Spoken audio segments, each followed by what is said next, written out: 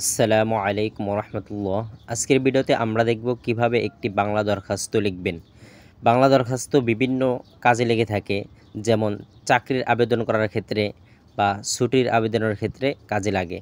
তো এখানে একটি নমুনা দিয়ে দিব, এ অনুযায়ী আপনারা বিভিন্ন দরখাস্ত তৈরি করতে পারবেন।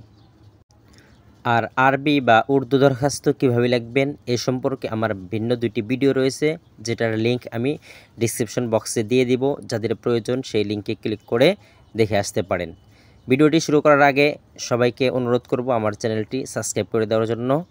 চলুন মূল ভিডিও শুরু করা যাক।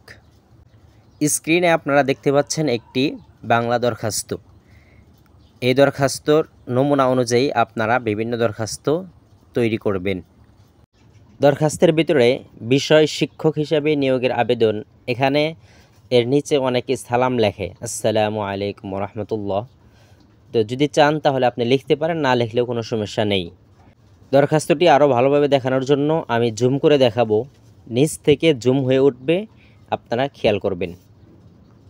আর ভিডিওটি বেশি বেশি শেয়ার করে দিবেন, বন্ধুবান্ধবের কাছে পাঠিয়ে দিবেন, কারণ এটা অনেক প্রয়োজনে পড়ে। যেরকম চাকরির আবেদনের ক্ষেত্রে প্রয়োজন পড়ে বা ছুটির আবেদনের ক্ষেত্রেও প্রয়োজন পড়ে। ধন্যবাদ সকলকে ভিডিওটি শেষ পর্যন্ত দেখার জন্য।